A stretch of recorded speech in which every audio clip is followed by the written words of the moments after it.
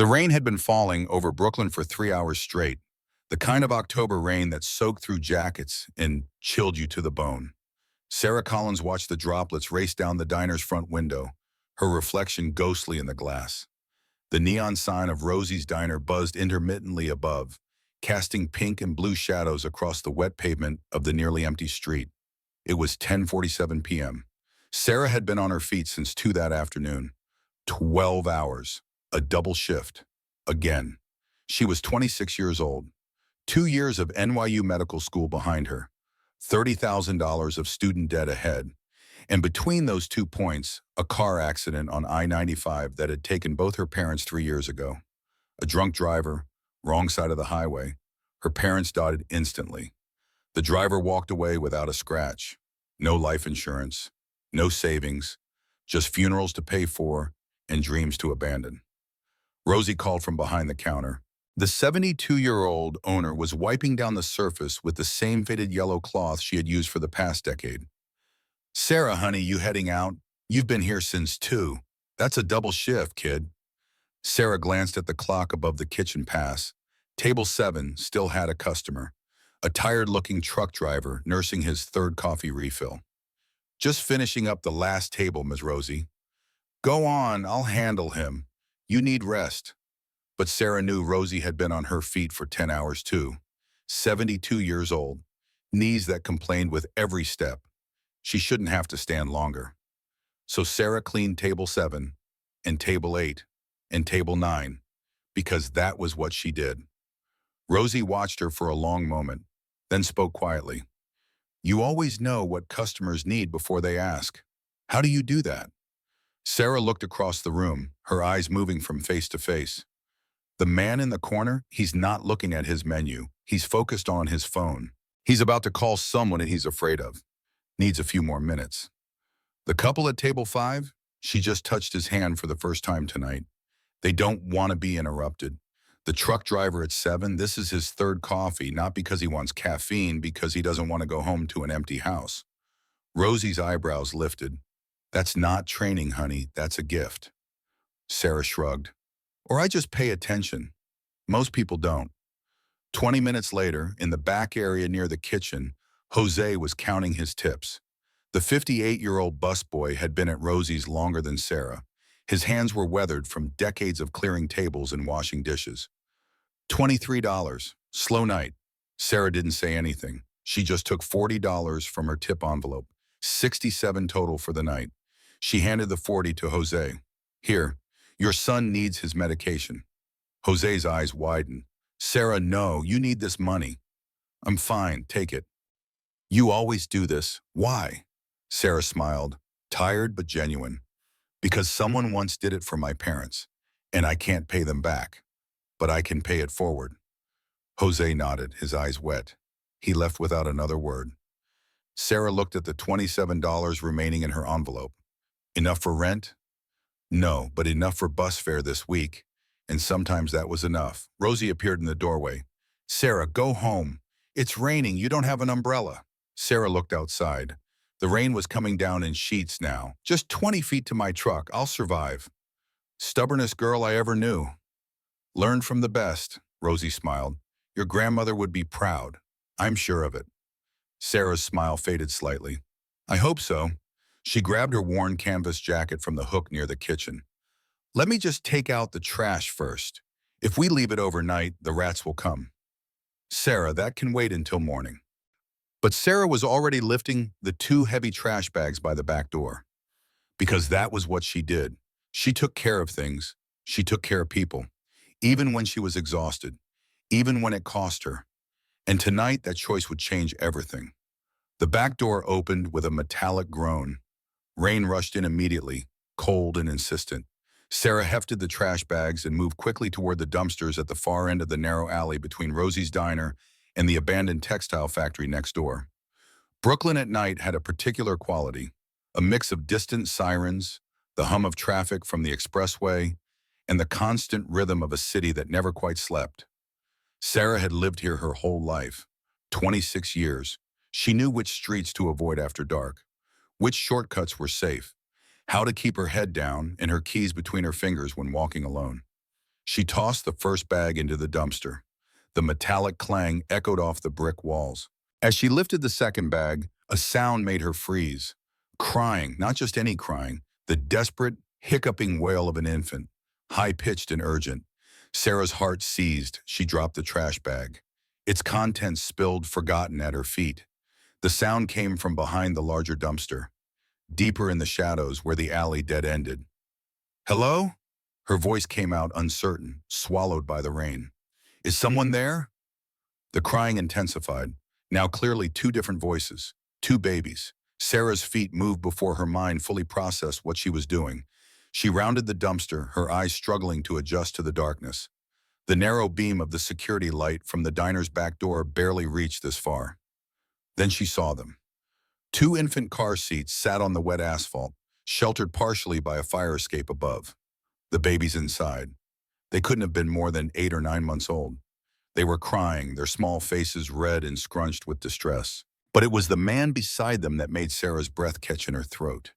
He was slumped against the brick wall, one hand gripping the handle of the nearest car seat with white-knuckled desperation. Even in the dim light, Sarah could see the dark stains spreading across his left shoulder, mixing with the rain that plastered his dark hair to his forehead. His suit was expensive. Even ruined by blood and water, Sarah could tell it had cost more than she made in months. His shoes were Italian leather, and on his wrist, a watch that gleamed even in the shadows. But his face was pale, too pale, his breathing shallow and labored. And his right hand gripped that car seat handle like it was the only thing keeping him tethered to consciousness. To life itself, Sarah dropped to her knees beside him. The puddles soaked through her jeans instantly, but she barely noticed. "Sir? Sir, can you hear me?" The man's eyes fluttered open, dark eyes, almost black in the shadows, filled with pain and something else, fear. Not for himself, Sarah realized, for the crying infants beside him. "Please," his voice was barely above a whisper, heavily accented. "Italian, maybe? Please don't. Hospital. They'll find." His head lolled to the side, consciousness slipping. Sarah's hands shook as she pressed them against his shoulder, feeling the warm wetness seep between her fingers. She had seen injuries before.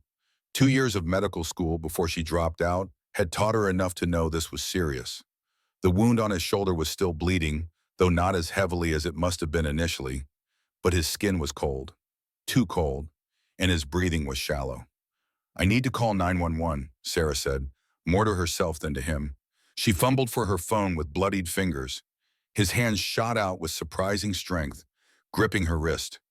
His eyes locked onto hers with fierce intensity. "No police. No hospital. Tell the children." Sarah's mind raced. Every rational thought screamed at her to call for help, to do the right thing, the legal thing. But she looked at the two babies still crying in their car seats, and then back at this man who was barely clinging to consciousness, yet still held on to them with everything he had left. She thought of her father, bleeding out in a twisted car wreck 3 years ago, while she held his hand and waited for ambulances that came too late. The choice she made in that moment was instinct, not logic, not reason, just the bone-deep certainty that sometimes the right thing and the legal thing were not the same. "Okay," she heard herself say. "Okay, but we need to move. Can you stand?" He tried, failed. His legs gave out immediately. Sarah looked at her truck, 50 feet away, might as well have been 50 miles. But she had carried her grandmother up 3 flights of stairs when the cancer made walking impossible. She had worked double shifts for 2 years straight without collapsing. She was stronger than she looked. "We're doing this." She said it to herself, to him, to the babies, to the rain. "We're doing this." It took 15 minutes to get them to the truck.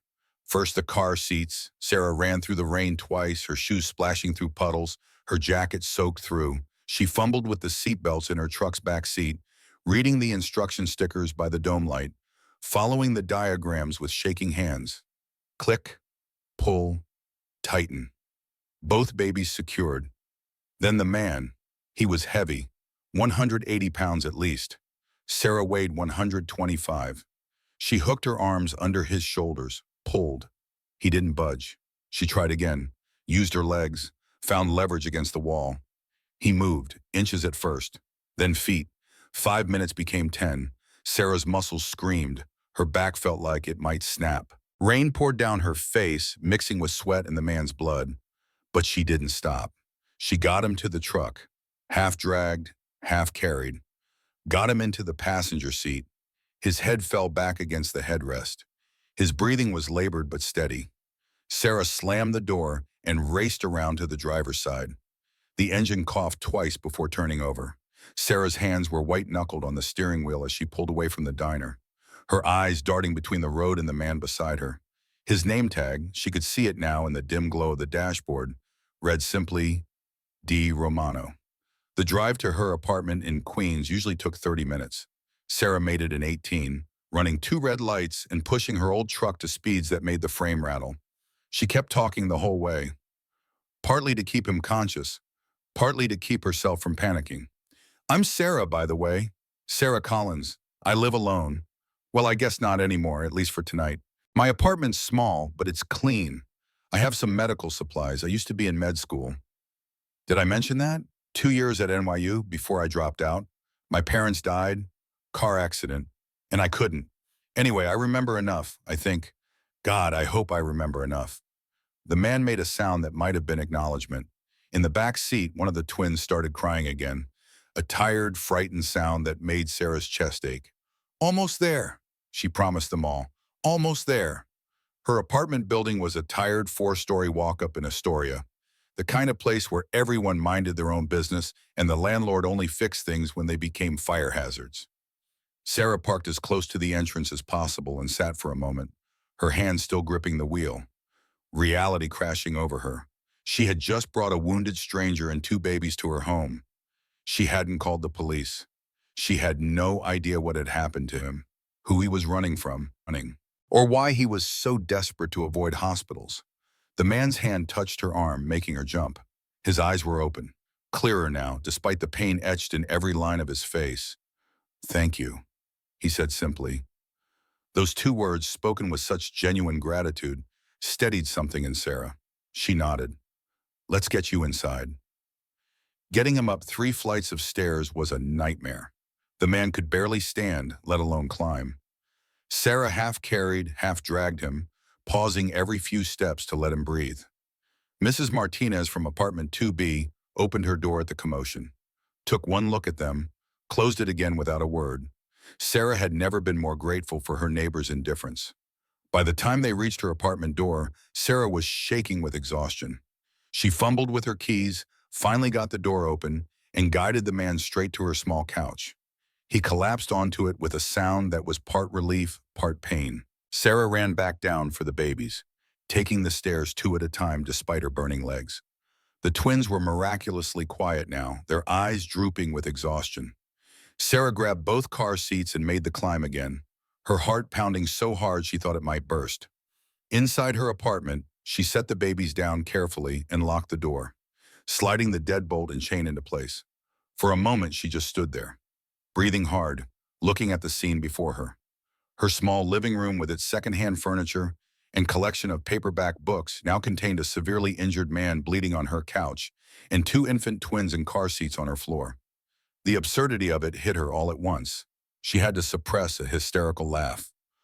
Okay, Sarah said out loud, forcing herself into action. Okay, medical supplies first. She kept a first aid kit under the bathroom sink, a well-stocked one, a remnant from her medical school days that she had never been able to throw away. Sarah grabbed it along with clean towels, rubbing alcohol, and every bandage she had. Back in the living room, the man already had his eyes closed, his breathing shallow. Sarah knelt beside the couch and carefully peeled back his jacket. The shirt underneath was soaked through. She grabbed scissors from the first aid kit and cut away the fabric, revealing the wound. The injury on his shoulder was deep, but mercifully appeared to be a through and through. The projectile had entered from the front and exited cleanly through the back. Sarah had seen diagrams of such injuries in her trauma unit rotation. If there was no major artery damage, and the fact that he was still alive suggested there wasn't, the main concerns were infection and continued blood loss. This is going to hurt, Sarah warned. The man's eyes snapped open. He gripped the couch cushion as she cleaned the wound. His jaw clenched, but he didn't cry out.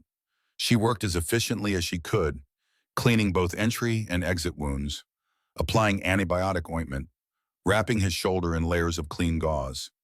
The bandages were stark white against his olive skin, but they were holding, no fresh bleeding seeping through.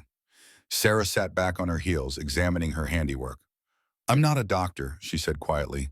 "This needs real medical attention." "I know," he whispered, "but thank you." "Who are you?" "My name is Dante Romano." He gestured weakly toward the babies. "And these are my children, Luca and Gianna. They're 8 months old." "Where's their mother?" His face closed off, the pain in his eyes deeper than any physical wound. "She died 6 months ago. Cancer." The raw grief in his voice made Sarah's chest tighten. "I'm sorry. I was taking them to safety when we were ambushed. Someone I trusted sold me out. They came for me, but I got away with the children, barely." He struggled to sit up more, wincing. "I need you to understand, Miss Collins. I'm not a good man. I do things that would horrify you. But those babies are innocent. They're everything good I have left of Isabella. And there are people who would hurt them to get to me." The implications of what he was saying settled over Sarah like a cold fog. The expensive suit, the desperation to avoid hospitals, the ambush, organized crime, the mafia, probably. And now she was harboring him. One of the babies started fussing. Luca. Sarah moved to him automatically, lifting him from his car seat. He was warm and solid in her arms, his dark eyes so much like his father's. "He needs to eat," Sarah said, surprising herself with how natural it sounded. "They both do." "There's formula in the bag," Dante said, "and diapers, everything you need." Sarah found herself settling into the unexpected routine. Warming bottles, feeding babies, changing diapers. Dante dozed intermittently, his body fighting infection and blood loss. When both twins were fed and settled, Sarah made herself a sandwich and ate standing at the kitchen counter, too wired to sit. She was cleaning up when she heard it. Footsteps in the hallway, slow and deliberate, stopping at each apartment.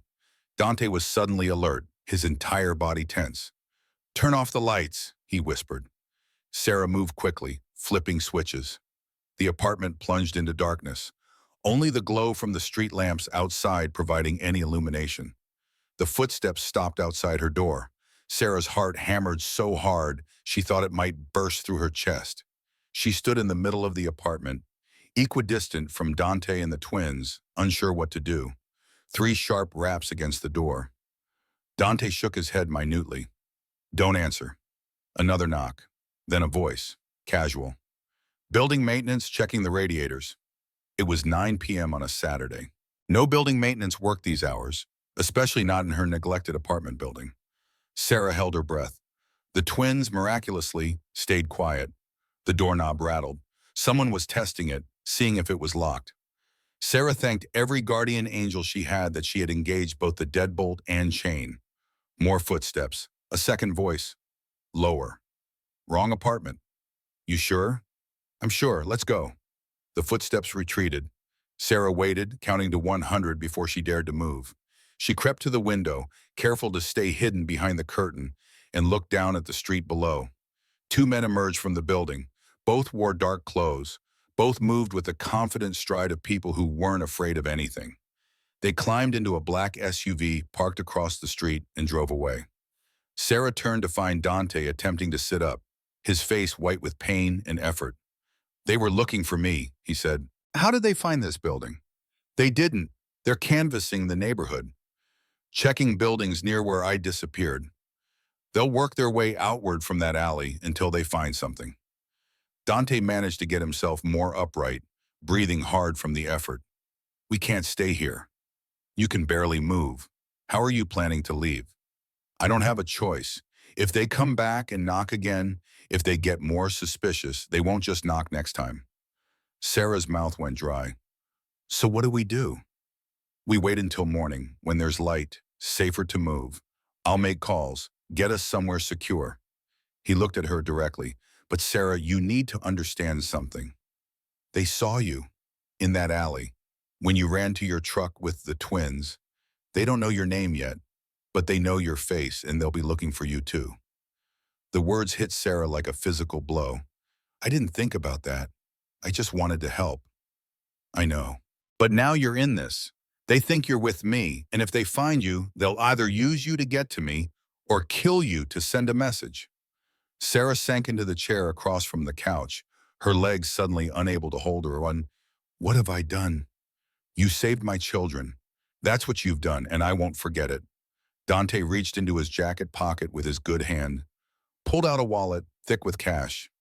There's $2,800 here. Take it. Pack a bag. When morning comes, you can go anywhere you want. Change your name. Start over. I'll make sure they never find you. Sarah looked at the money, then at Luca and Jana, sleeping peacefully in their car seats, then at Dante, watching her with those dark, unreadable eyes. No. What? I said no, I'm not taking your money and running. Those babies need someone, and you're injured.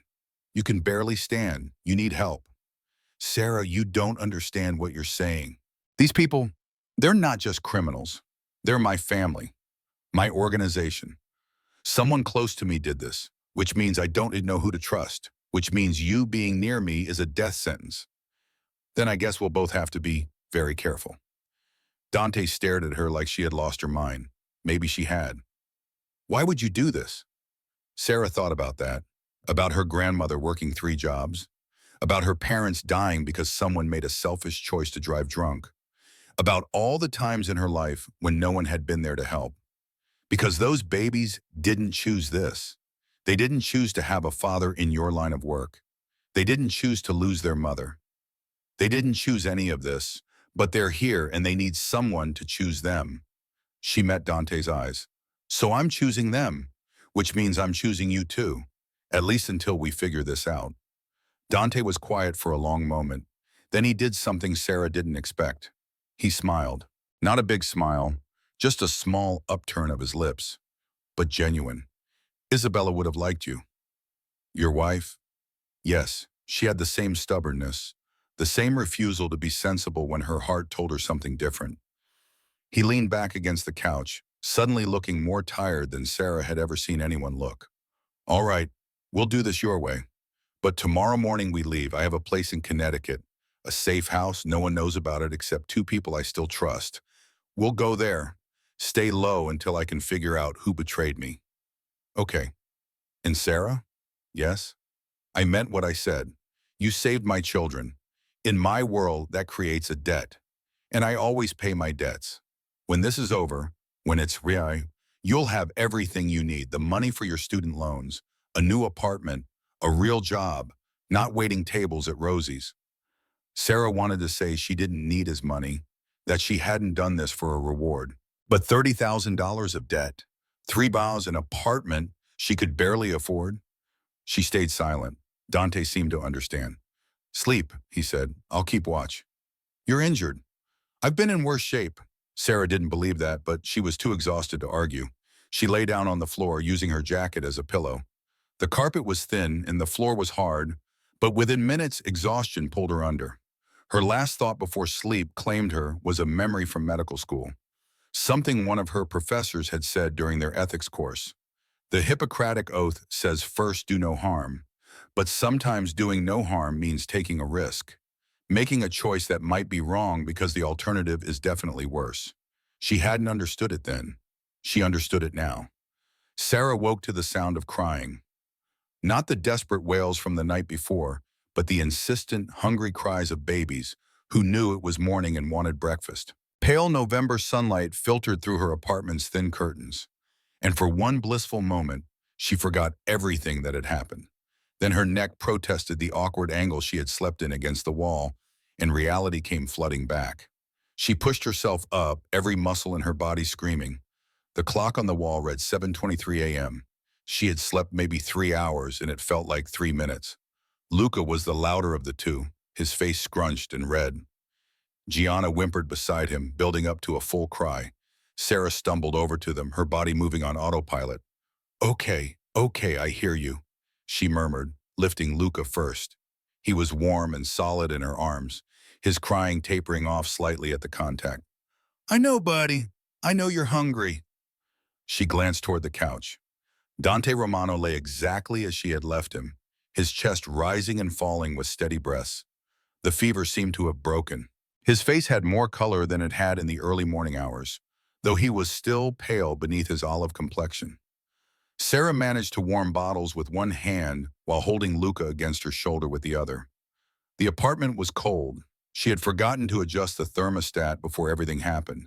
She made a mental note to turn up the heat when she had both babies fed. Gianna went first this time.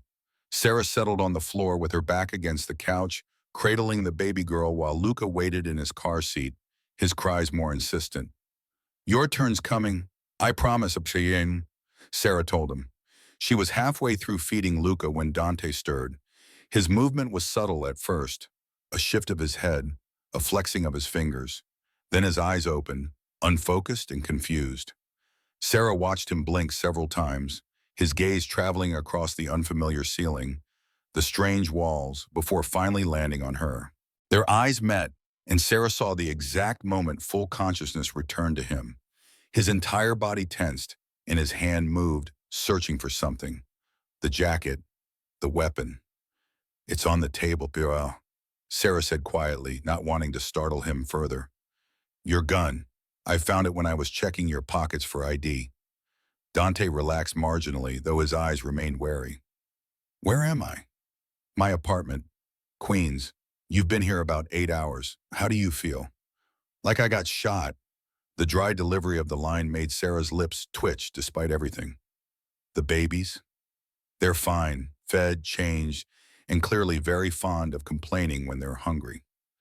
Dante's expression softened as he looked at his children. Something in his face that made him look younger, more vulnerable. "Coffee?" Sarah offered, moving to the kitchen area. "Please." She made a pot, the routine soothing in its familiarity. While it brewed, she checked on the twins. Both were drowsy now, their small faces peaceful. Luca had his fist near his mouth, Gianna's hand curled around the edge of her blanket.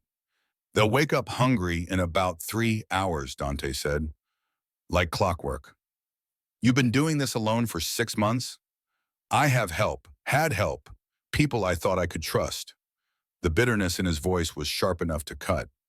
Sarah poured 2 cups of coffee, bringing one to him. He accepted it with his good hand, wincing as he adjusted his position on the couch. "Thank you." They drank in silence for a few minutes, the apartment slowly lightening with the approaching day. Sarah could hear her neighbors starting their routines. Mrs. Martinez's television turning on. Footsteps from the apartment above. "What time do you need to be at work?" Dante asked. 2 p.m. shift, but I should leave by 1:30 to catch the bus." Sarah checked her phone. "Which gives us about 6 hours. I'm making calls in the next hour, arranging transport. By noon, we'll be gone." "We?" Dante looked at her steadily. "You're coming with us, to Connecticut. You don't have a choice anymore, Sarah. They saw you. And even if you disappeared, quit your moved across the country, they'd find you eventually.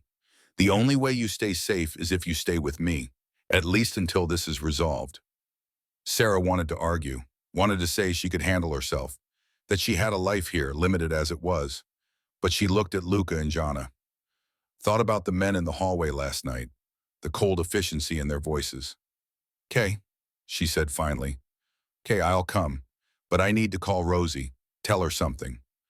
Tell her a family emergency, out of state. You'll be gone a week, maybe 2. And if it's longer, then we'll deal with that when we get there." Dante set his coffee cup down carefully. "Sarah, I need you to understand what you're agreeing to. The men after me, they're not just criminals, they're my people. My family, in the only sense that matters in my world. Someone close to me planned this, which means I don't know who I can trust, which means the next few days, maybe weeks, are going to be dangerous." "I know, and do you? Because once we leave here, there's no going back. Your life, as you knew it, is over, at least temporarily, maybe permanently." Sarah thought about her apartment, her job at Rosie's, the routine she had built over the past 3 years since her parents died. It wasn't much of a life, but it was hers, and now she was giving it up for a man she had just met and 2 babies who weren't hers. Her grandmother's voice echoed in her mind. The same woman who had worked 3 jobs to raise Sarah after her parents died. The same woman who had never complained, never asked for help, never gave up. Courage isn't not being afraid, Sarah. Courage is doing what's right even when you're terrified. Sarah looked at Dante Romano, at this dangerous man who had been willing to protect his children. "I'm in," she said. "Ella, let's go to Connecticut." Dante studied her face for a long moment. Then he nodded. "All right, pack light, one bag, essentials only. We leave in 4 hours." Sarah stood up, moving toward her small closet. Then she stopped and turned back.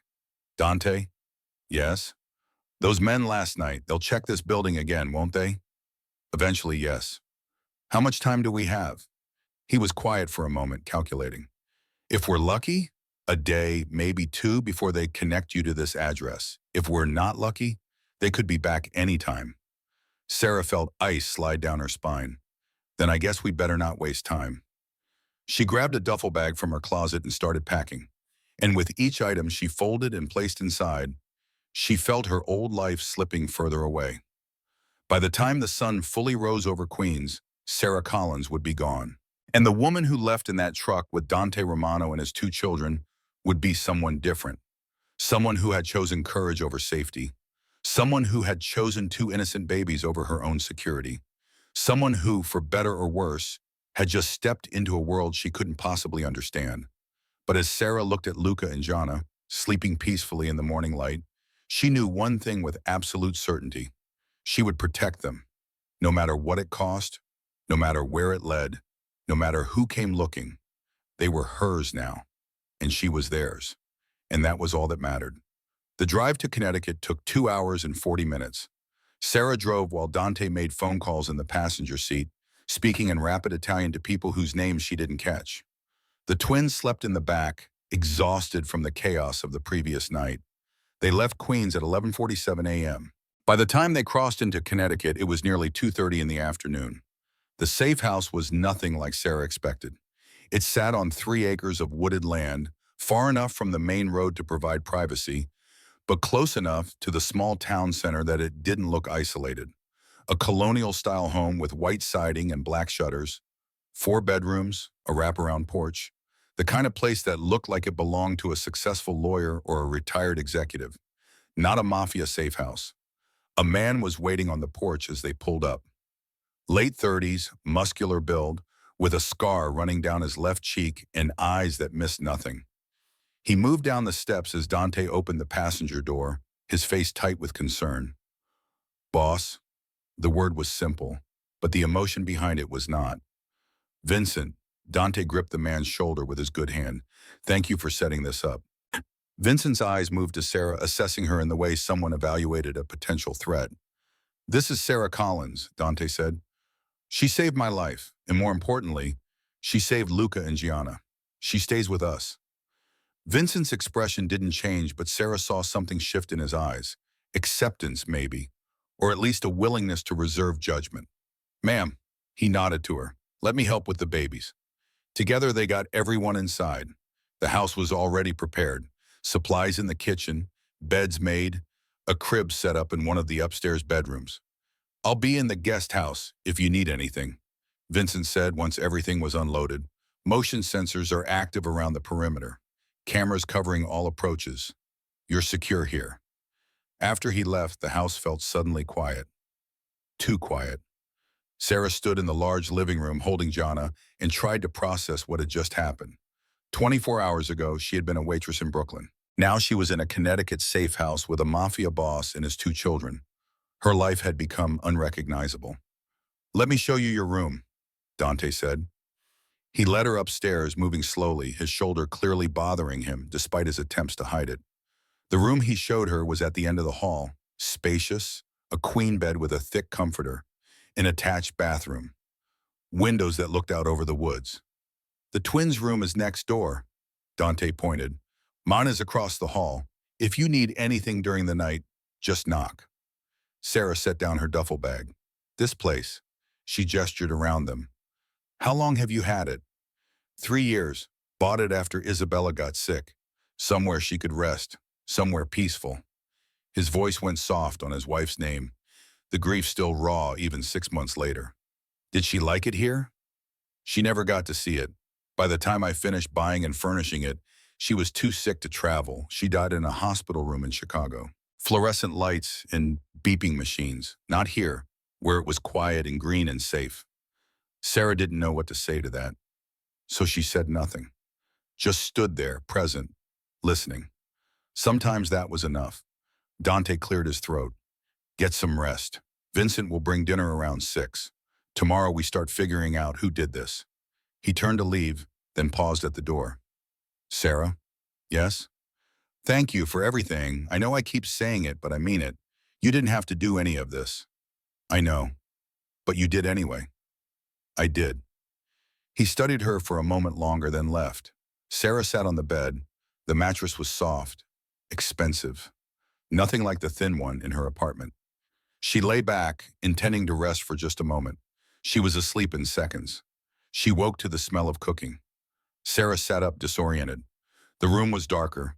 The clock on the nightstand read 6:14 p.m. She had slept for nearly 3 hours. Downstairs, she found Dante in the kitchen. He was standing at the stove with one hand stirring a pot of pasta sauce. Luca sat in a bouncer on the counter nearby, watching his father with solemn eyes. Gianna was in a swing in the corner, making soft, cooing sounds.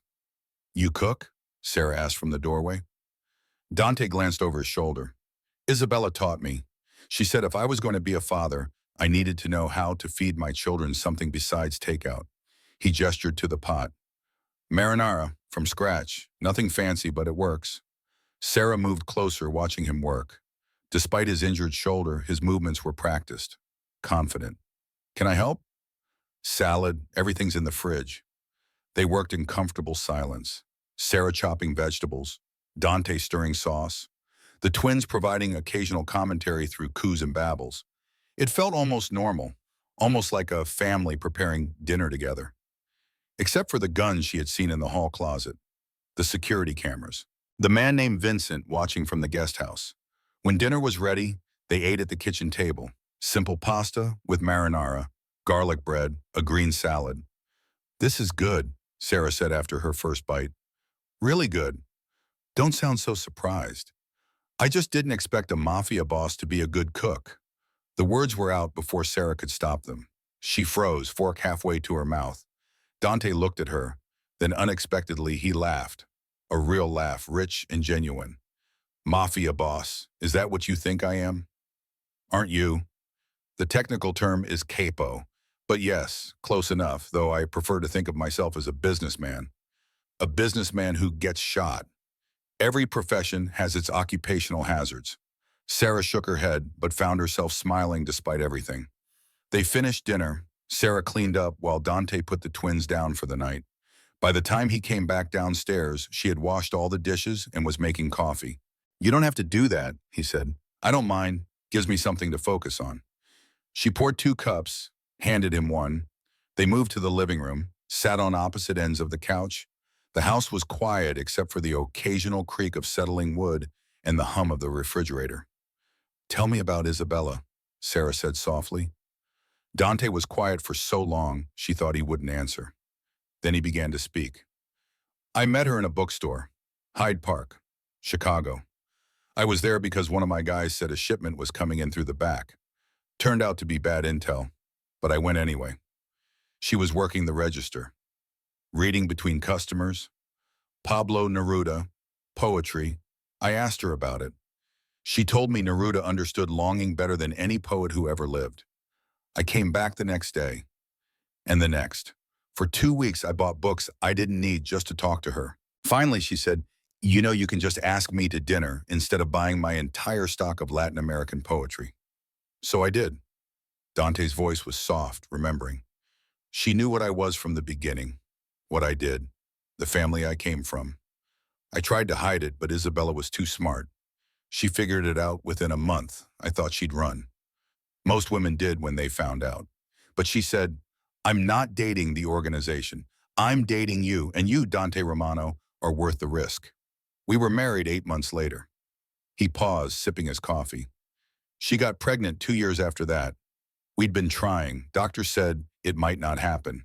When we found out it was twins, Isabella cried for an hour.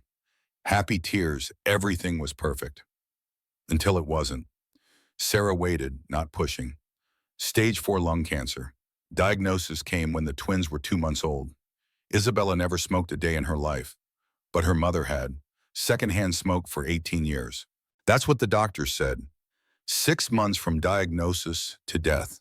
6 months of watching the strongest woman I ever knew get weaker every day.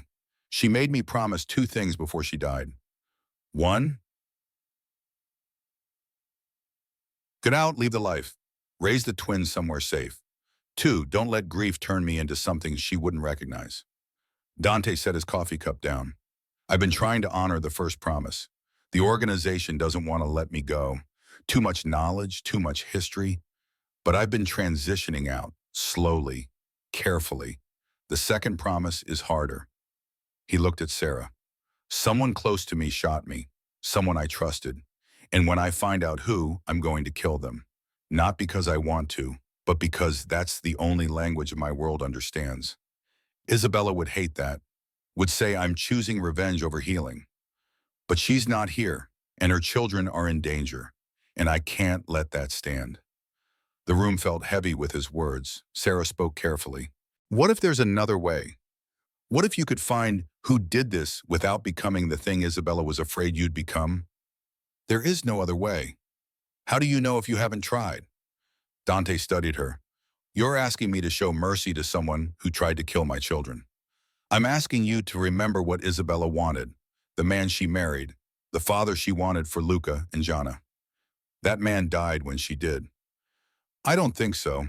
I think he's sitting right here, cooking pasta, taking care of his kids, trying to find a way out. Dante didn't respond, just looked at her with those dark, unreadable eyes. Finally, he stood. I have calls to make.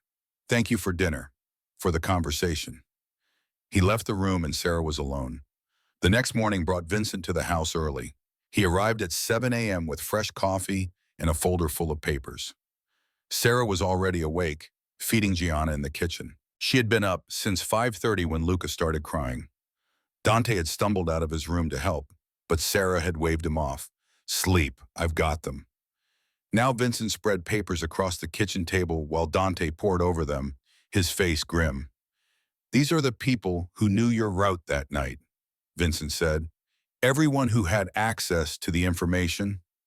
Narrowed it down to 12 names. Sarah shouldn't have been listening.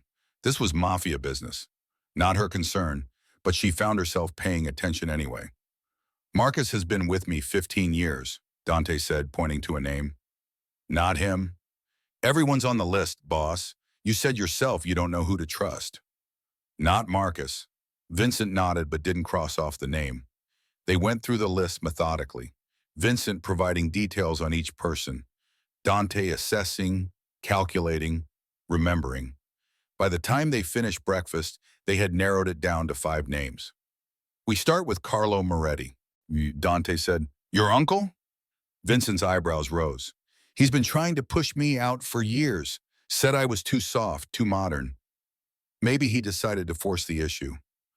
Carlo's been family for 40 years, which makes him the perfect choice. No one would suspect him.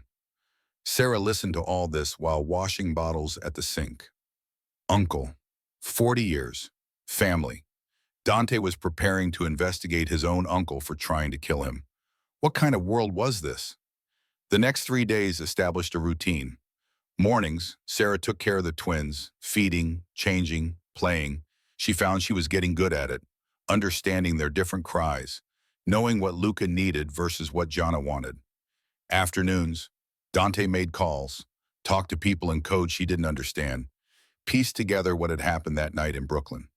Evenings, they cooked together, ate together, sometimes talked, sometimes sat in comfortable silence while the twins played on a blanket between them. Nights, Sarah lay awake in her room listening to the house settle, wondering what she had gotten herself into.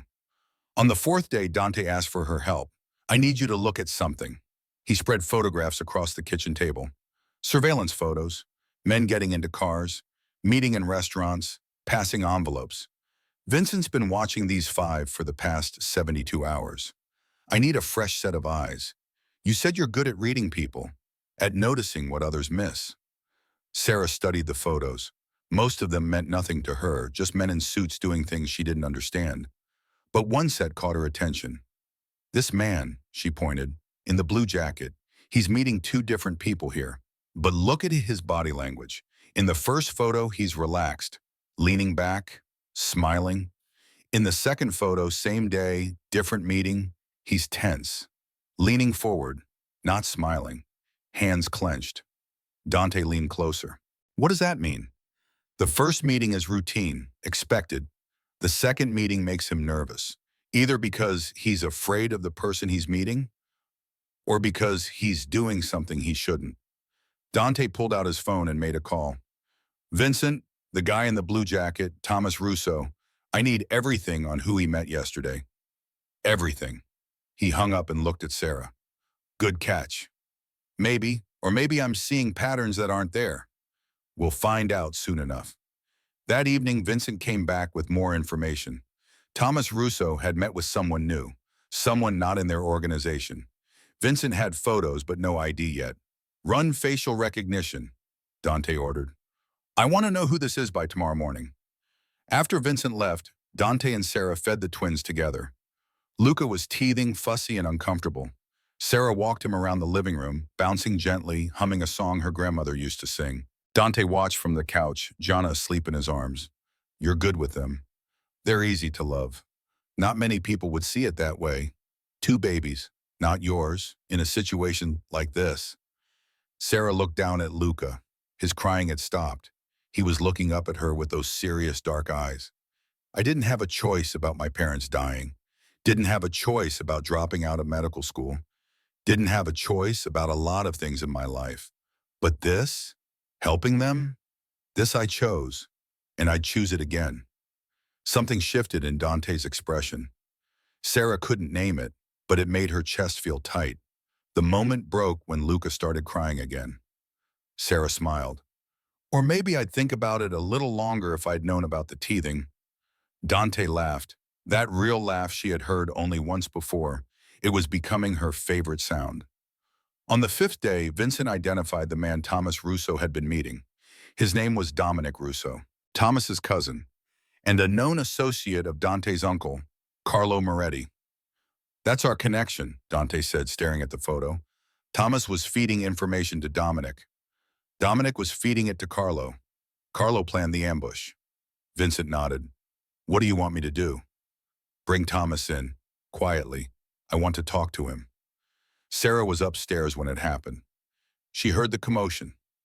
Raised voices, a crash. She put the twins in their crib and went to the top of the stairs. Below, in the living room, a man was on his knees, Thomas Russo. Vincent stood behind him, hand on his shoulder. Dante stood in front, arms crossed. Thomas, we've known each other 8 years, worked together, ate at each other's houses, and you sold me out. Why do you? Thomas's face was pale, sweating. I didn't have a choice. Everyone has a choice. Carlo said if I didn't help, he'd kill my family, my wife, my kids. What was I supposed to do? Dante was quiet for a long moment. You were supposed to come to me. Tell me. Let me protect you. Instead, you helped Carlo try to kill me and my children. I didn't know he was going to shoot you, I swear. He said he just wanted to talk to you, scare you into stepping down. And you believed him. Thomas looked at the floor. Dante pulled out his gun. Sarah's breath caught. This was it. The moment Dante became what Isabella had feared, what Sarah had hoped he wouldn't. But Dante didn't raise the gun. He just held it, looking at it, then at Thomas, then at the stairs where Sarah stood. Their eyes met. She didn't say anything, didn't plead, just looked at him, asking silently, who do you want to be? Dante's jaw tightened. Then he put the gun away. Get him out of here, he said to Vincent. Take him to the safe house in Vermont. Keep him there. When this is over, when Carlo is dealt with, Thomas and his family disappear. New names, new city, new life. But if I ever see him again, I won't be this merciful. Vincent pulled Thomas to his feet and let him out. The door closed. Dante stood alone in the living room, his back to Sarah. Thank you, she said softly from the stairs. For what? For choosing to be the man Isabella married, not the man Carlo wants you to be. Dante turned, looked up at her. Don't thank me yet. Carlos still needs to answer for what he did. And that answer won't be gentle. I know, but you gave Thomas mercy. That matters. Does it? In my world? It matters to me, and I think it would matter to Isabella. And one day it will matter to Luca and Jana. Dante held her gaze for a long moment, then he nodded. Get some rest. Tomorrow we move on Carlo, and it won't be pretty. The next morning, Vincent came back with news. Carlo Moretti had found them. How? Dante demanded. Thomas had a phone we didn't know about. Backup. He called his wife from the car, told her he'd been caught. She called Carlo. How long until he gets here? He's already close. Surveillance picked up his convoy 20 minutes out. Dante cursed in Italian. Sarah, take the twins upstairs. Lock the door. Don't come out until I tell you. What's happening? Carlo's coming, and he's not coming to talk. Sarah's heart raced. There's a panic room, Vincent said. Master bedroom closet, behind the false wall. Take the babies there. Sarah didn't argue. She grabbed Luca and Gianna still in their pajamas and ran upstairs. The panic room was exactly as Vincent described. Small, soundproofed, stocked with supplies. Sarah locked them inside and held both babies close. She could hear nothing, see nothing, just waited in the dark with two 8-month-olds and prayed that Dante knew what he was doing. Downstairs, Dante watched through the window as 3 black SUVs pulled up to the house. 10 men got out, armed, serious, and from the middle vehicle, Carlo Moretti himself, Dante's uncle. The man who taught him everything about this life. The man who was supposed to protect him. The man who had tried to have him killed. Dante opened the front door and stepped onto the porch. Alone. Unarmed, visibly. Uncle Carlo. Dante. The older man smiled, but it didn't reach his eyes. I heard you were having some trouble. Thought I'd come check on my favorite nephew. Your only nephew. True enough. Carlo's men fanned out surrounding the house, covering exits. You know why I'm here, Carlo said. I can guess. You were supposed to die in Brooklyn, you and those babies, but you got lucky, found some waitress to help you. Very touching. But luck runs out, Dante, and yours just did. You tried to kill my children. I tried to solve a problem. You're weak, too soft. Isabella made you soft. The organization needs strong leadership, not a man who wants to play house with his kids. Dante's fist clenched. So you decided to kill me and take over. I decided to do what was necessary, what you should have done years ago. Embrace what we are, what this family is. I know what you are, Carlo, what you've always been, a man who mistakes cruelty for strength, who thinks violence is the same as power. And you think mercy is power. Is that what that waitress taught you? That's why you let Thomas live? Carlo laughed. Oh yes, I know about that too. You had a traitor, had him in your hands, and you let him go. The old Dante would have put a bullet in his head. The Dante I raised would have made an example. The Dante you raised died when Isabella did. No, he died before that, slowly, piece by piece, as that woman convinced you that you could be something other than what you are. Carlo took a step forward. But it doesn't matter now, because you're going to die today. And I'm going to raise Luca and Gianna myself, raise them properly, turn them into the leaders this family needs. Dante's voice went cold. You'll never touch my children. They're not your children anymore. They're mine. Carlo raised his hand, his men lifted their weapons, and then the world exploded. Gunfire erupted from 3 directions, not from Carlo's men, from the woods surrounding the house. Vincent had prepared. Dante dropped and rolled as bullets tore through the porch. Carlo's men scattered, returning fire, but they were exposed, out in the open.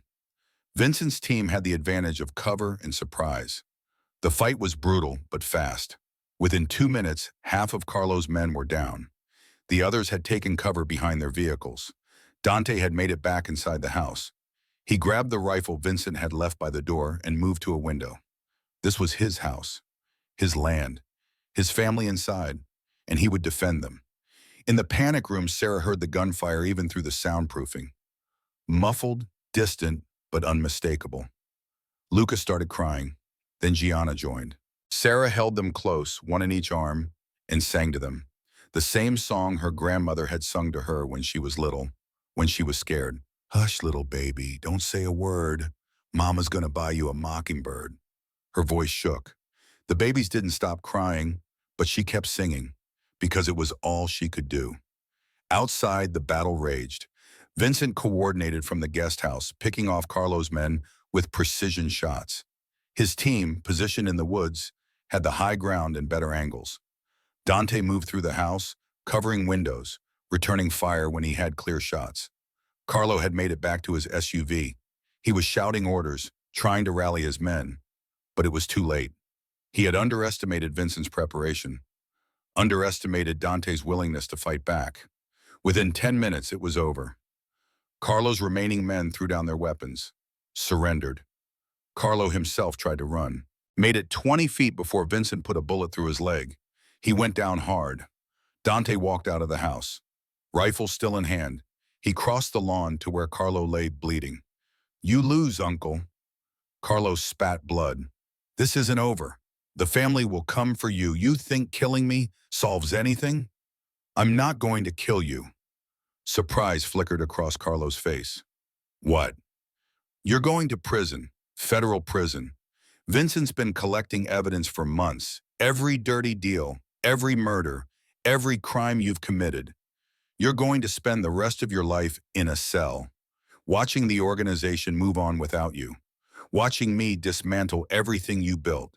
Death would be mercy. You don't deserve mercy. Dante leaned closer. But my children do deserve a future without you in it. So yes, prison, where you can't hurt anyone ever again. Carlo's face contorted with rage.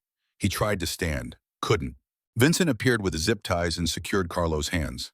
FBI's on the way, he said quietly. I made the call 5 minutes ago. Dante nodded, then he turned and walked back to the house. He took the stairs 2 at a time, went straight to the master bedroom. To the closet, to the panic room door. He knocked. Sarah, it's me. It's over. You can come out. The door opened slowly. Sarah stood there, pale, shaking, holding both twins. Luca and Jana were crying. Sarah looked like she might cry too. Is it really over? It's over. She stepped out. Her legs almost gave out. Dante caught her. For a moment, they just stood there, both of them holding the twins, both of them breathing hard, both of them alive. You kept them safe, Dante said softly. You kept us all safe. Outside, sirens approached. The FBI, the police, the world Dante had been trying to escape. But right now, in this moment, none of that mattered. His children were safe. Sarah was safe. Carlo was defeated. It wasn't the victory he had imagined. Not clean, not without cost. But it was enough. 2 days passed before Vincent returned with the final piece. Sarah was in the kitchen, feeding the twins lunch when he arrived. Dante was on the phone with his lawyer, coordinating Carlo's transfer to federal custody. Vincent waited until Dante finished the call. Then he dropped a thick folder on the table. Dominic Russo. Dante's jaw tightened. Thomas's cousin, the man who had served as the connection between Thomas and Carlo, the man who had helped plan the ambush. Where is he? Was in Philadelphia. FBI picked him up this morning. He tried to run when he heard about Carlo's arrest. Didn't get far. Vincent opened the folder. Inside were surveillance photos, bank records, recorded phone calls, evidence of Dominic's involvement going back months. He's talking, Vincent continued. Gave up everyone, Carlo's whole network, every dirty deal, every murder, everything, in exchange for witness protection and a reduced sentence. How reduced? 20 years, federal prison, then a new identity. He'll never be Dominic Russo again. Sarah watched Dante's face, saw him processing, calculating. And Thomas? She asked quietly. What happened to Thomas? Vincent glanced at her, then at Dante. Vermont, small ski town, new names for him and his family. He's working maintenance at a resort. His wife is a teacher. Kids are in school. They're alive, safe, as promised. Dante nodded slowly. You check on them? Once a month, they know one wrong move and the protection disappears. So far, they've been smart, keeping their heads down. Good. Vincent closed the folder. That's everyone, boss. Thomas, Dominic, Carlo, Every person involved in the ambush is either in custody or under our watch. You're clear, really clear. No more threats, no more loose ends. Dante looked at Sarah, at the twins covered in spaghetti sauce and giggling, at the life they had built in this house. It's really over, he said. It's really over, Sarah confirmed. Vincent stood to leave, then paused. Boss, you made the right call. With Thomas. With all of it. Mercy over revenge. That's what Isabella wanted. And it's what those kids need to see. You're a good man. Don't forget that. After Vincent left, Sarah came around the table and took Dante's hand. He's right, you know. You chose the harder path, the better path. Doesn't always feel better. No, but it is. She squeezed his hand. And now it's really done. We can move forward, build the life we want. No more looking over our shoulders. Dante pulled her close, kissed her forehead. Thank you. For everything. For staying. For believing I could be better. You were always better. You just needed someone to remind you. What happens now? Sarah asked. Now, Dante looked at her. At the woman who had saved his life, who had protected his children, who had shown him that mercy could be strength. Now we figure out what comes next, together. Sarah managed a small smile. Together sounds good. And as the FBI vehicles pulled up outside, as Vincent began coordinating with federal agents, as Carlo was loaded into an ambulance under guard, Sarah and Dante stood in the bedroom with Luca and Gianna. A family. Unexpected. Unconventional. But a family nonetheless. The price of safety had been high, but they had paid it. And now, finally, they could begin to heal. 3 months later, the Connecticut house felt different. Not just because the bullet holes in the porch had been repaired. Not just because new security measures had been installed. Not because Vincent now lived in the main house instead of the guest quarters. It felt different because it felt like home. Sarah stood at the kitchen window watching early morning sun filter through the trees. March in Connecticut was still cold, but spring was coming. She could see it in the way the light changed. The way the air smelled less like winter and more like possibility. Behind her, Luca babbled from his high chair. Gianna banged a plastic spoon against the tray of hers. 11 months old now, growing so fast Sarah could barely keep up.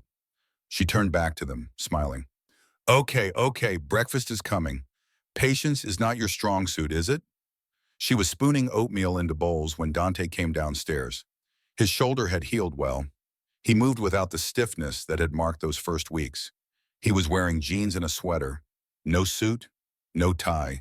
He looked younger like this, less dangerous, more like the man Isabella had fallen in love with. Coffee? Sarah asked. Please. She poured him a cup. Their hands brushed as she handed it to him. A small touch, accidental. But neither of them pulled away as quickly as they once might have. Things had changed between them too, slowly, carefully, like two people learning a new language together. Vincent called, Dante said, sitting at the table. The last of Carlo's associates took the plea deal, 20 years minimum, no parole. So it's really over. The legal part, yes, the FBI is satisfied. The organization is satisfied. Everyone got what they needed, except Carlo. Carlo got what he deserved. Sarah fed the twins while Dante drank his coffee. The routine was comfortable now. Practiced, they moved around each other in the kitchen like dancers who knew the steps by heart.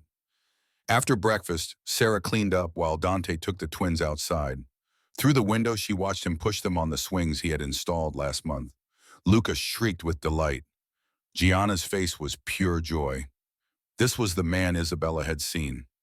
Beneath the violence and the danger, this gentle, devoted father, this man who sang silly songs and made airplane noises and would do anything to hear his children laugh. Sarah understood now why Isabella had taken the risk. Some people were worth it. Later that morning, Vincent found Sarah in the living room. The twins were napping. Dante was on a call in his office. Can we talk? Vincent asked. Of course, he sat across from her, uncomfortable. Vincent was a man of action, not words. Conversations like this didn't come naturally to him. I wanted to thank you, he said finally, for what you did, saving the boss, taking care of the kids, staying when most people would have run. You don't need to thank me. Yeah, I do. Because of you, Dante's different now, better. He was going dark after Isabella died, getting hard, cold. I was worried he'd become just like Carlo, but you showed him another way. Sarah didn't know what to say to that. Vincent continued. He's planning to leave the organization, for real this time. He's been working on the transition for months. By summer, he'll be completely out. Legitimate businesses only, no more of the other stuff. That's what he wants. That's what Isabella wanted, and what you've been showing him is possible. A different life, a better one. Vincent stood. I'm leaving too. End of the month. Got a job lined up, private security, legal and boring, but clean. Where will you go? Montana, as far from this world as I can get. He smiled slightly. But I wanted to say goodbye to you first, and to tell you that you're good for him. Good for those kids, don't doubt that. After Vincent left, Sarah sat alone with his words. Good for him, good for the kids, but what about good for her? She had been so focused on helping Dante, on protecting Luca and Jana, that she hadn't stopped to ask herself what she wanted. Who was Sarah Collins now? Not the waitress from Brooklyn, not the med school dropout, not just the nanny or the helper. Who was she becoming? That afternoon, Dante found her in the garden. She was pulling weeds from the flower beds, something to keep her hands busy while her mind worked. Can I help? He asked. Sure. They worked in silence for a while. The sun was warm. The earth smelled rich and alive. Finally, Dante spoke. I've been meaning to talk to you about something. Sarah's heart beat faster. She didn't know why. Okay? The threat is over.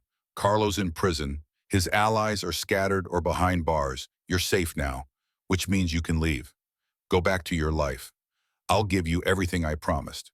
Money for your debts, a new apartment, a job if you want one, references, whatever you need. Sarah stopped pulling weeds. You want me to leave? No. The word came fast, almost too fast. No, that's not what I'm saying. I'm saying you can leave. If you want to, you don't owe me anything. You've already given more than anyone could ask. What if I don't want to leave? Dante looked at her then, really looked at her. Then I need to know why you're staying. Because of the kids or because of something else? Sarah sat back on her heels.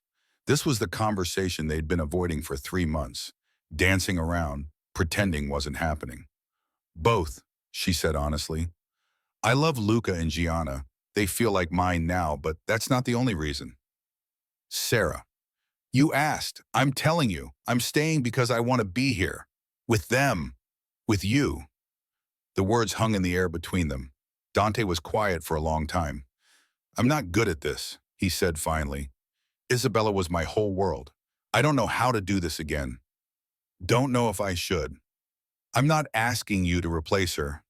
No one could. I'm just asking you to let me stay. And if staying means more than just being the nanny, more than just helping with the kids? Sarah met his eyes. Then we figure it out. Together, one day at a time. Dante reached out, took her hand, dirty from gardening, rough from work. One day at a time, he repeated. I think I can do that. They sat there in the garden, holding hands, while the sun moved across the sky and the twins slept inside, and the future stretched out before them, uncertain but possible.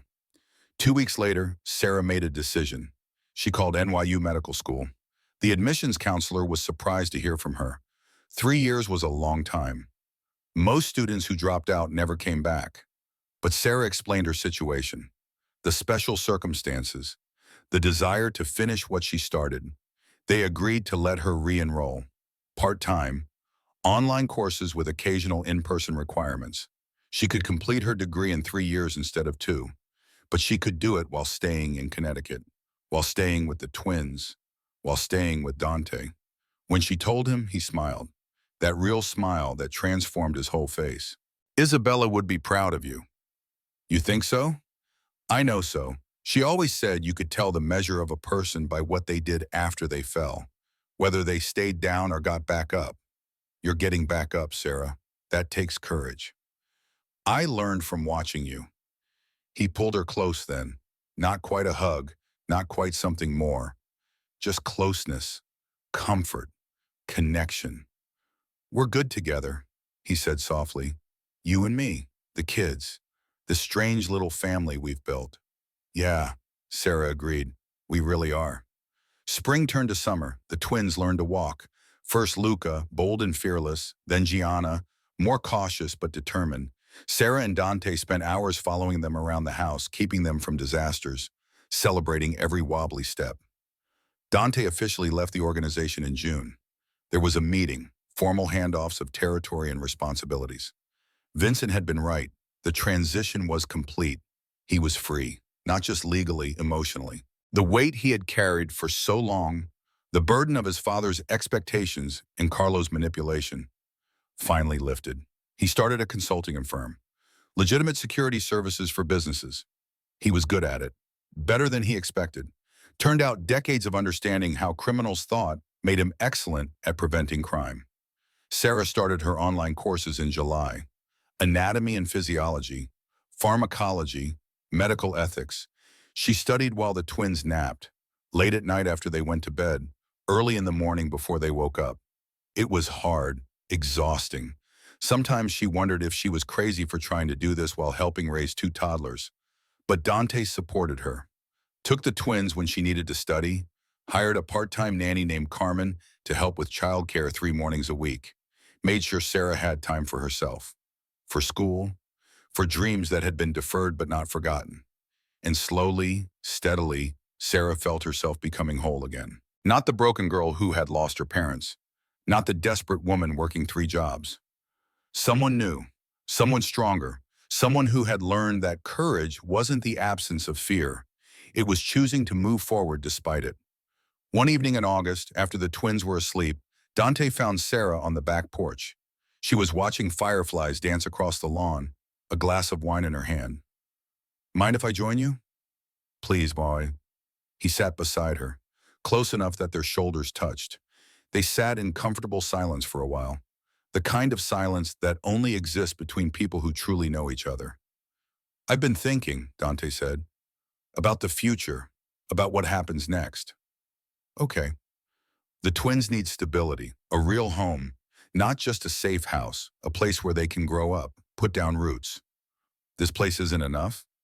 This place is perfect, but it's still just a house. I want to make it more than that. He turned to face her. I want to make it ours. Officially, you, me, and the kids, a family, the real kind. Sarah's breath caught. Dante, are you asking me to? I'm asking if you'd consider staying. Permanently. Not as the nanny, not as the helper, as my partner in raising the twins, in building a life, in everything. That's a big ask. I know. And I know it's complicated. I was married to Isabella. I loved her. I'll always love her, but she's gone and you're here, and I think if she could see us now, she'd be happy. She'd want this for me, for the kids. Sarah's eyes stung with tears. I need you to know something, she said. I'm not trying to replace Isabella. I could never be her. I don't want you to be her. I want you to be you. That's enough, more than enough. Sarah looked at the house, at the windows of the twins' room, at this life they had built together out of chaos and danger and desperate choices. Yes, she said.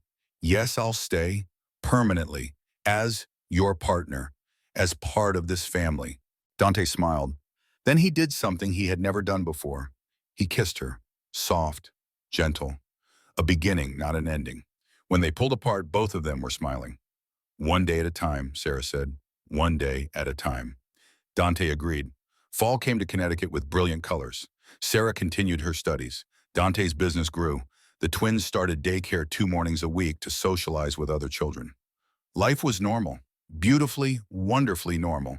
But one afternoon in October, exactly 1 year after that rainy night in Brooklyn, Sarah found something that changed everything again. She was cleaning out the office, organizing old files Dante had brought from Chicago. In the bottom drawer of the filing cabinet, beneath tax documents and business contracts, she found a folder, labeled simply, Isabella. Sarah knew she shouldn't open it. This was private, personal, but something made her look anyway. Inside were medical records, hospital bills, treatment summaries, and correspondence between Dante and various specialists. Sarah read through them, her medical training allowing her to understand the technical language, and what she read made her blood run cold. Isabella hadn't died of cancer. She had died from complications during emergency surgery following a car accident. An accident that the police report, also included in the folder, suggested might not have been accidental at all. The report mentioned witnesses who claimed Isabella's car had been forced off the road by another vehicle. There were notes suggesting that the accident had been a message, a warning directed at Dante from rivals who wanted to hurt him in the most personal way possible. Isabella hadn't been sick. She had been murdered, and Dante had lied about it. Sarah sat in the office chair, surrounded by evidence of the deception, trying to understand why. Why would he lie? Why create the fiction of cancer instead of telling the truth? The answer came to her slowly, because the truth would have sent her running. A woman murdered because she loved a dangerous man. That's not a cautionary tale, that's a horror story. And if Sarah had known from the beginning what loving Dante could cost, she never would have stayed. But now she had stayed, had fallen in love, had committed herself to this family, and now she knew the truth. She waited until the twins were asleep that night, until the house was quiet. Then she found Dante in the living room reading a book. "We need to talk." He looked up, saw her face, and immediately set the book down. "What's wrong?" Sarah placed the folder on the coffee table between them. "I found this in your office. I wasn't snooping. I was organizing, but I found it, and I read it." Dante looked at the folder. All the color drained from his face.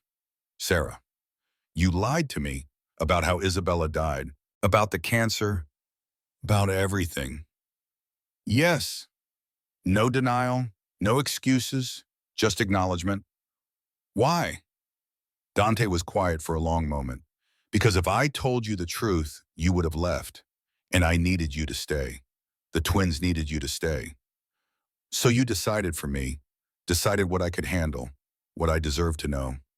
"Yes, and I was wrong. I know that now, but at the time I was desperate. My children needed someone. You were that someone. I couldn't risk losing you." Sarah paced the room, trying to contain her anger. "Isabella was murdered because of you, because of what you are, and you let me fall in love with you without knowing that the same thing could happen to me. It won't. Carlo is in prison.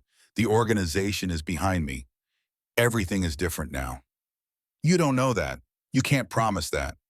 "You're right. I can't promise you'll be safe. I can't promise that my past won't catch up to us someday. All I can promise is that I will do everything in my power to protect you, just like I protect Luca and Jana." Sarah stopped pacing, looked at him. "That's not enough." "I know. If we're going to do this, be a real family, I need honesty, complete honesty. No more lies, no more deciding what I can handle. I'm not a child. I'm not fragile. I'm a grown woman who deserves to know the truth." Dante stood, moved closer to her. "You're right, absolutely right, and I'm sorry. I should have told you from the beginning. I should have trusted you with the truth. It was cowardly not to." "Yes, it was. Can you forgive me?" Sarah wanted to say no, wanted to stay angry, but she looked into his eyes and saw genuine remorse, genuine fear that he had lost her. "I don't know," she said honestly. "I need time to process this, to figure out if I can trust you again." "Take all the time you need, I'll wait." Sarah nodded. Then she went upstairs to her room and closed the door. The next 3 days were hard. Sarah took care of the twins, continued her studies, maintained the routines of daily life. But she and Dante barely spoke. The easy closeness that had developed between them was gone, replaced by careful politeness and uncomfortable silences. On the fourth day, Carmen, the part-time nanny, found Sarah crying in the kitchen. "Oh, honey." The older woman pulled Sarah into a hug. "What's wrong?" Sarah told her everything. The lie, the truth, the fear. Carmen listened without judgment. When Sarah finished, Carmen said something unexpected. "My husband lied to me once, big lie, about money he owed, money he gambled away. I was furious, thought about leaving. But you know what I realized? He lied because he was ashamed, because he loved me and didn't want to disappoint me. Doesn't make it right, but it made it understandable." She squeezed Sarah's hand. "That man out there loves you. And those babies, He made a mistake, a big one. But he's not a bad man. He's a scared man who did something stupid because he couldn't bear to lose his family again. So I should just forgive him? I'm saying you should decide what matters more, being right or being together. Sometimes we can't have both. Carmen left Sarah alone with those words. That evening, Sarah found Dante in the twins' room. He was sitting in the rocking chair, holding both Luca and Gianna. They were asleep. He was just holding them. His face was wet with tears. Dante? He looked up, saw her, quickly wiped his face. I was just putting them down. They're already asleep. I know, I just wanted to hold them a little longer. Sarah understood. He was holding them like he might lose them, like everything might fall apart. She crossed the room, knelt beside the chair. I'm not leaving. What?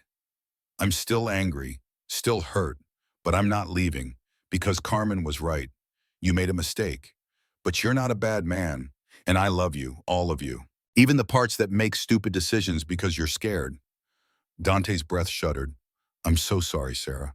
I should have trusted you. Should have been honest from the start. Yes, you should have. And you're going to spend a very long time making this up to me. But we're going to get through it. Together, because that's what families do. Together. One day at a time. He shifted Gianna to one arm, reached out with the other. Sarah took his hand, and sitting there in the dim light of the twins' room, holding hands while holding babies, they began to heal.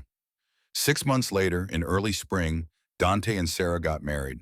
It was a small ceremony, just Vincent, who flew in from Montana, Carmen and her family, a few of Dante's legitimate business associates, a judge who had known Isabella and approved of Sarah.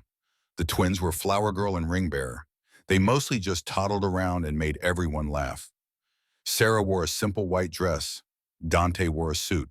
Nothing extravagant, nothing fancy, just two people promising to love each other, to be honest with each other, to build a life together. When the judge pronounced them married, Dante kissed Sarah.